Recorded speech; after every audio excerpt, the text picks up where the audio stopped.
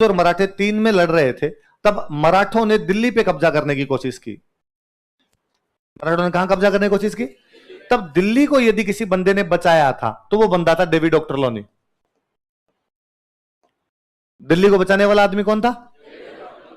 तो मुगल बादशाह बड़ा राजी हुआ, क्योंकि मुगल बादशाह कहां रहता था? अपना दिल्ली। मुगल बादशाह राजी हुआ और मुगल बादशाह ने कहा, यार शाबाश डेविड ऑक्टरलोनी, तूने यार हमारी दिल्ली को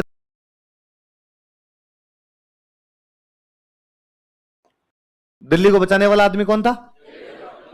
तो मुगल बादशाह बड़ा राजी हुआ, क्योंकि मुगल बादशाह कहां रहता था? अपना दिल्ली। मुगल बादशाह राजी हुआ और मुगल बादशाह ने कहा, यार शाबाश डेविड ऑक्टरलोनी, तूने यार हमारी दिल्ली को बचाया, तू हमारी दिल्ली का रक्षक है। तो क्या है दिल्ली का? तू दिल्ली का डिफेंडर है, तू दिल्ली का प्रोटेक्टर है, तू दिल्ली का रक्षक है। और रक्षक को फारसी भाषा में बोलते हैं नसीर। क्या बोलते हैं? इसलिए डेविड ऑक्टरलोनी को मुगल बादशाह ने नसीर की उपाधि दी। क्या उपाधि दी? किसको? किसने? तब एक मुगल बादशाह, आगे पढ़ेंगे, तब एक मुगल बादशाह हुआ करता शाह आलम सेकंड। कौन मुगल बादशाह था? और शाह आलम सेकंड ने कहा कि तू यार दिल्ली का नसीर है, तू दिल्ली का रक्षक है, आप यदि किसी की रक्षा करो तो आप भी किसी की क्या बन जाओगे? नसीर। वो दिल्ली की रक्षा कर रहा था, दिल्ली का क्या हो गया? नसीर। तो डेविड ऑक्टरलोनी की उपाधि क्या हो गई? नसीर। बाद में इसी डेविड ऑक्टरलोनी ने जब ये रेजिडेंट फॉर राजपूताना बन गया, अपने राजस्थान में छावनी बनाई। तो जब छावनी बनाने लगे तो छावनी हमेशा सुनसान जगह बनेगी, तो फौजी शहर के बीच में तो आगे रहेंगे नहीं, बाहर रहेंगे। तो जब छावनी बनाने लगे तो छावनी का नाम क्या रखें? तो इसको खुद की उपाधि क्या थी? नसीर। इसने कहा कि इस इलाके को मैं आबाद कर रहा हूं, ये इलाके में कोई सुना इलाका पड़ा, यहां पे मैं छावनी बना रहा हूं, मैं इसको आबाद कर रहा हूं। नसीर ने आबाद किया, इसलिए नाम नसीराबाद है। नाम क्या इस जगह का? तो नसीराबाद का नाम नसीराबाद क्यों है? नसीर किसकी उपाधि है? David Ochterlony. वो यहां पे छावनी बना के गया, उसने इस इलाके को आबाद, तो समझते हो कहीं आबादी बसानी, उसने आबादी बसाई, नसीर ने आबाद किया, इसलिए नाम क्या पड़ गया? याद रहेगी बात? अच्छा और बताता हूं, देखो ये तो पहले से नीमच पहले से हुआ करता, इधर देवली हुआ करता था। एक ही नाम क्या है आपका? ये जिस अफसर ने छावनी बनाई थी उस अफसर का नाम था डाउनिंग। क्या नाम था? Major Downing. मेजर डाउनिंग को कहा कि यार तू ये जोधपुर सिरोही इनकी रक्षा करने के लिए एक छावनी बना। तो उसने जोधपुर सिरोही इनकी रक्षा करने के लिए पाली के अंदर एक छावनी बनाई। इस मेजर डाउनिंग का खुद का गांव था, उस खुद के गांव का नाम था एरन। खुद का गांव कौन सा था? इंग्लैंड में इसका खुद का गांव था एरन। तो जब छावनी बनाने लगे तो इस छावनी वाले गांव का नाम क्या रखें? तो उसने कहा मेरा गांव एरन है, तो इसका नाम रख दो एरन। क्या नाम रख दो इसको? तो उसने तो बेचारे ने नाम रखा एरन। पर अपने वाले जनता ने कहा खाली एरन में मजा नहीं आता साहब, पीछे सर पुर ऐसे नहीं लगता, तब तक हमें मजा नहीं है। इसलिए अपने वाले जनता ने इसके नाम के पीछे जोड़ दिया पूरा, तो एरन पूरा नाम हो गया। क्या हो गया? और एरनपुरा एरनपुरा एरनपुरा बोलते बोलते धीरे धीरे क्या आ गया? तो एरनपुरा अपना गांव नहीं है, किसका गांव है? किसका गांव है? तो नसीराबाद का नाम नसीराबाद क्यों है? डेविड ऑक्टरलोनी की उपाधि क्या थी? नसीर। एरनपुरा का नाम एरनपुरा क्यों है? क्योंकि डाउनिंग का खुद का गांव कौन सा था? एरन। इससे भी जोरदार चीज, अंग्रेजों ने छावनी अजमेर में अपना अड्डा बना लिया। अजमेर से जोधपुर के बीच, अजमेर से जोधपुर, यहां बीचों बीच एक जनजाति रहती है, उस जनजाति का नाम था मेर। कौन सी जनजाति थी? और मेर जनजाति का काम था लूटपाट। अजमेर से जोधपुर कोई जाए, जोधपुर से अजमेर आए, बीच में लूट लो। अब अंग्रेज आए, सुरक्षा की जिम्मेदारी किसकी? अंग्रेजों की। तो जनता ने अंग्रेजों को जाके कहा कि भाई साहब जब तुम सिक्योरिटी दे ही रहे हो तो मेरों से दो, ये मेयर लूट लेते हैं हमको। तो अंग्रेजों ने कहा ठीक है, हम मेरों से तुम्हें वो सुरक्षा दिलाएंगे। इसलिए जोधपुर से अजमेर के बीच में छावनी बनाएंगे। कहां से कहां के बीच छावनी बनाएंगे? जोधपुर से, और जोधपुर से अजमेर के बीच में इन लोगों ने एक छावनी बनाई। वो छावनी बनाने वाला जो अफसर था, उस अफसर का नाम था डिक्सन। कौन सा? Major Dixon. बीच में सुन्ना इलाका पड़ा है एकदम, जोधपुर से अजमेर के बीच में सुनसान इलाका पड़ा, उसमें छावनी बना दी। और छावनी बनाने के बाद में वहां पर एक बोर्ड लगा दिया, और उस बोर्ड पे लिख दिया बी अवेयर। क्या लगा दिया? सावधान रहो, आगे छावनी है। अभी भी आप कभी देखना जहां मिलिट्री रहती है वहां पे लिखा होता है सावधान रहें, आगे फौजियों का इलाका शुरू होता है, वाहनों की गति को धीमा कर लें, आगे मिलिट्री कैंप है, कृपया हॉर्न ना बजाएं, यहां पर सेना रहती है, ऐसे कहीं भी लिखे होते हैं। तो वहां उन्होंने बोर्ड लगा दिया बी अवेयर। क्या बोर्ड लगा दिया?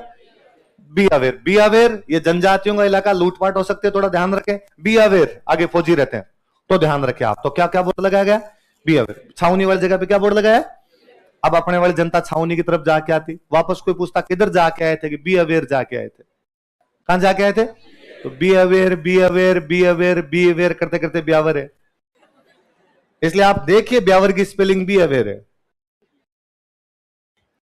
हाँ जी, ब्यावर की स्पेलिंग क्या है तो ये ब्यावर नहीं है, वास्तव में क्या है, याद रहेगा। अच्छा, अब ये सबसे जोर, इससे भी जोरदार बात है, ब्यावर बसाने वाला कौन था बहुत भला बहुत अच्छा आदमी था। ये इंडिया बस गया था, इंडिया से गया नहीं वापस। वरना क्या होता, कोई नौकरी करने आता, जितने साल इंडिया में नौकरी की, बाद में यहां से वापस, ये गया नहीं, यहीं बस गया था। इसकी वाइफ भी यहीं मरी थी, ये भी यहीं मरा था। तो जब ये ब्यावर में मरा तो इसकी ब्यावर में मूर्ति लगा दी गई और इसके लोग पूजा करने लग गए। डिक्सन ब्यावर का लोक देवता है।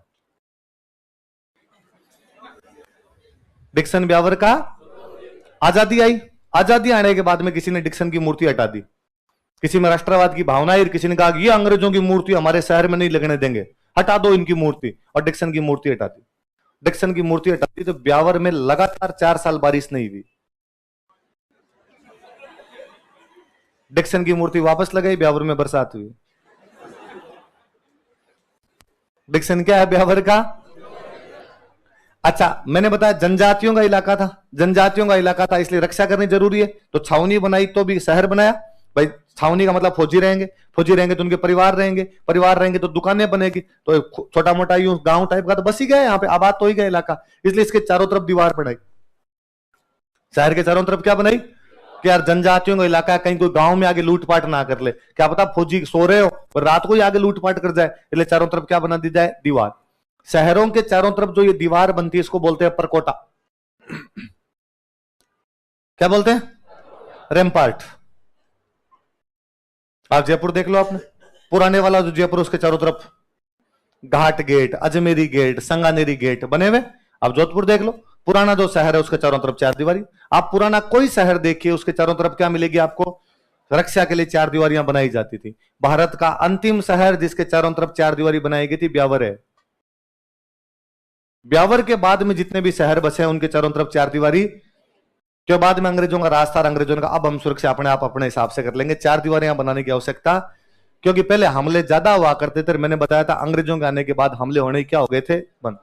तो 4 दीवारी बनाने की आवश्यकता, याद रहेगी बात। तो ब्यावर वाली छावनी का नाम क्या, वास्तव में ब्यावर नहीं है, क्या नाम है ये, तो याद रखना। कभी कोई इंटरव्यू में पूछेगा आपसे कि ब्यावर का नाम ब्यावर कैसे पड़ा, तो आप कहना सर क्या पढ़ा है ही नहीं ब्यावर नाम, इसका नाम ही बी अवेयर है। तो अपने को बी अवेयर बोलना नहीं आता, तो be aware be aware be aware करते करते अपने क्या बना दिया। अच्छा, एक छावनी कौन सी है, खेरवाड़ा पड़ता, उदयपुर। खेरवाड़ा कहां पर है, आज भी अपने जितने भाई बंधु पुलिस में कांस्टेबल लगते हैं, जितने भाई बंधु पुलिस में क्या लगते हैं, उनका ट्रेनिंग सेंटर खेरवाड़ा है। अभी भी खेरवाड़ा के अंदर पीटीसी है अपना, पुलिस ट्रेनिंग सेंटर। तो खेरवाड़ा बहुत पुरानी छावनी है, आज भी हम उसका उसी रूप में यूज ले रहे हैं कि किसी टाइम सेना रहती थी, अब अपने इसको कहां पर किसको रख लो, अपने तो पुलिस। तो राजस्थान में कितनी छावनियां थी, कौन कौन सी, नसीराबाद, नीमच, देवली। याद रहेगी ना बातें, ये बी अवेयर वाली बातें याद तो रखी लोगे, लिखना नहीं है पर दिमाग में रहना चाहिए, बताते रहे अपने को ये नाम कैसे पड़ गए। मैंने बताया कि अपने राजस्थान की या भारत की पूरी जो क्रांति, वो क्रांति किसमें हुई थी, छावनियों में। ये 2 छावनी ऐसी है जहां पे क्रांति नहीं हुई,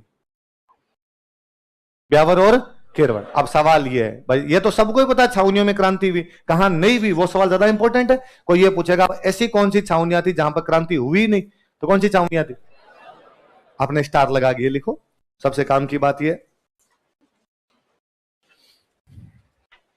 ब्यावर तथा खेरवाड़ा छावनियों में क्रांति नहीं हुई थी। Revolt did not take place in Beawar and Kherwara cantonments. Revolt did not take place in Beawar and Kherwara cantonments. Beawar तथा खेरवाड़ा छावनियों में क्रांति नहीं हुई थी। Revolt did not take place in Beawar and Kherwara cantonments. कौन कौन सी छावनियों में क्रांति नहीं हुई बताओ, देखे, ब्यावर और खेरवाड़ा, याद रखना ना। अच्छा, मैंने बताया कि पूरे भारत में अंग्रेजों का जो अधिकारी होता है उसको तो क्या बोलते हैं, गवर्नर जनरल। राजस्थान में जो होता है उसको क्या बोलते हैं, एजेंट टू गवर्नर जनरल। ये पढ़ा हमने।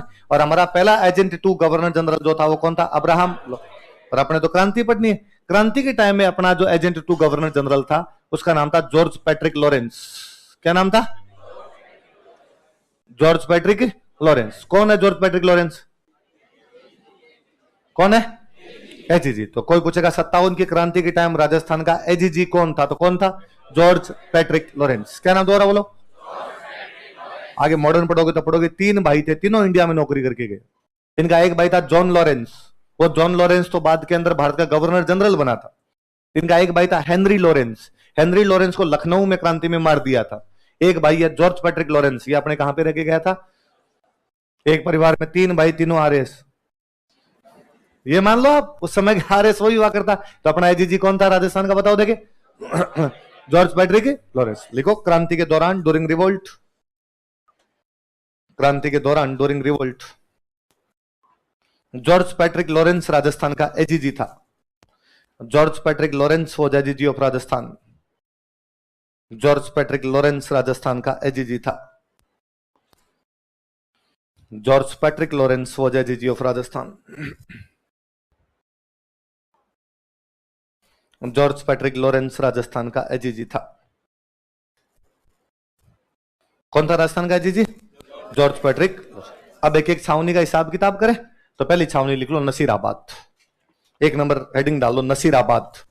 अलग अलग छावनियों में कहां कहां कैसे कैसे क्रांति हुई। नसीराबाद।